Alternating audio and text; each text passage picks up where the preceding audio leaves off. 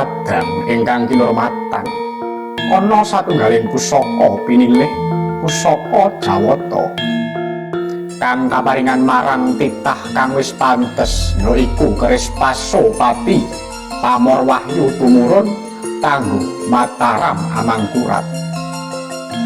Pusaka punika boten namung wesi lan waja, nanging ngemut rasa daya lan kabudayan luhur. Teka saka jaman-jaman ingkang kapungkur, dipun empu dening panjenenganipun Pandhe Linuwih kang reksa kabudayanipun lemah Jawi. Gapure Pasopati iku ora sekedar wujud fisik wilah keris, ananging ngemu piwulang urip kang dhuwur derajate.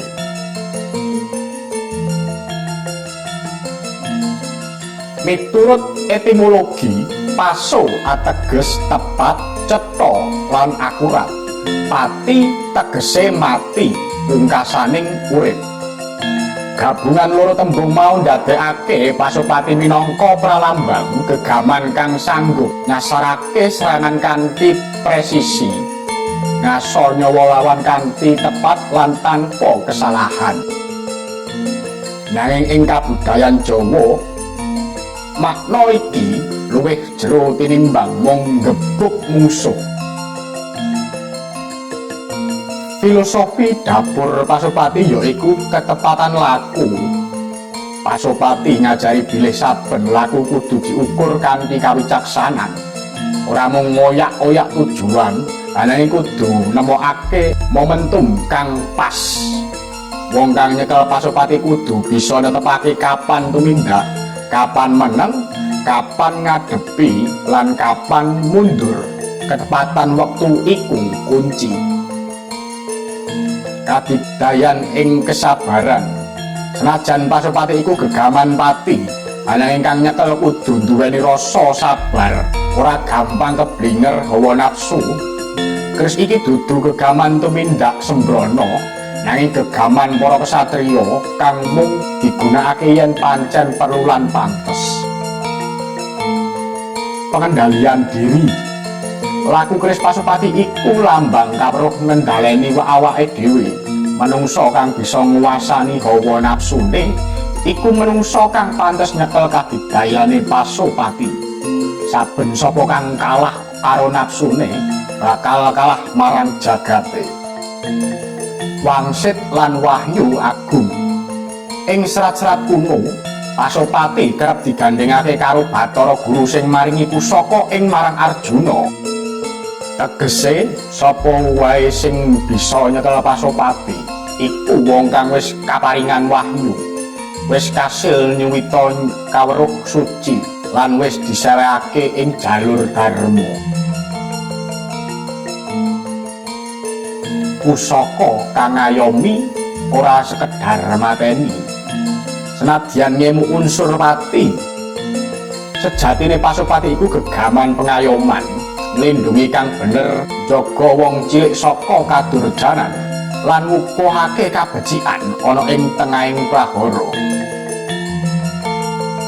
Pasopati punika sejatinipun dudu gegaman kang sumingkirake nyawa tanpa guna, nanging kawruh kang ngajari kita ngendhaleni pikiran, nyawiji kaliyan kahanan lan nyuwita pepadang sajroning peteng.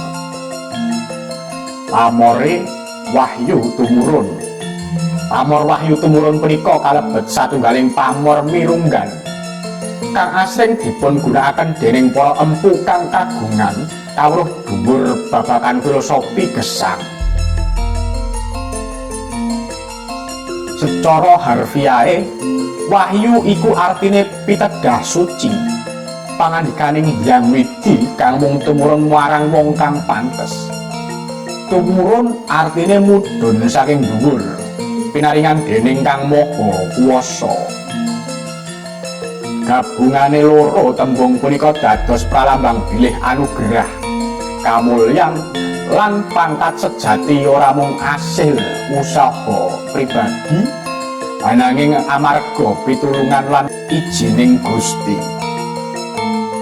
Filosofine pamor wahyu tumurun ya iku anugrah pangkat lan kamulyan, wangsit pangaribaya, campur tanganing Gusti, pangeling pangendalen diri, lambang pepadang ing peteng.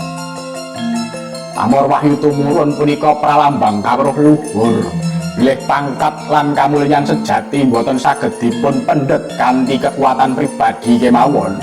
Ananging ugi amargi keparingaken, amargi laku kang becik, lan amargi pitulungane Yang Widi kang maha welas.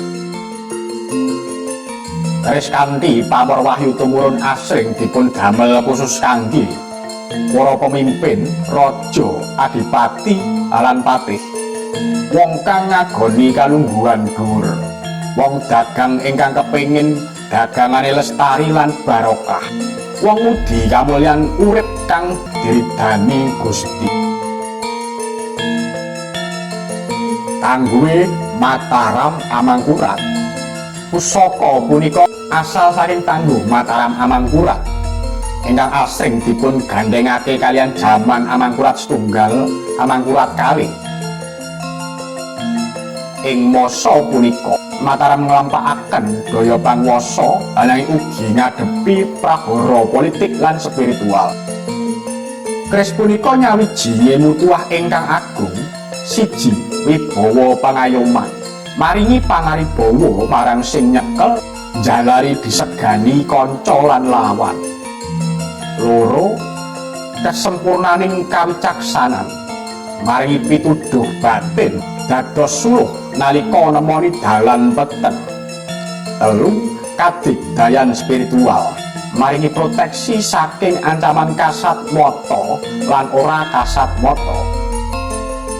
Papat, tirta ing nugraha, ngundang rejeki, kabegjan lan kamulyan tumrap kaluwarga.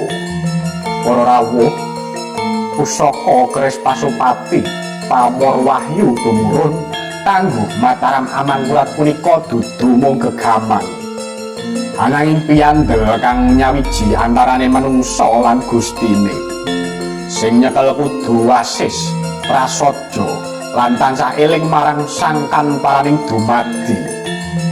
Pusaka iki ngajari kita sapa kang ngreksa laku bakal kaestu ngreksa kalanggengan. Nuwun, matur suwun.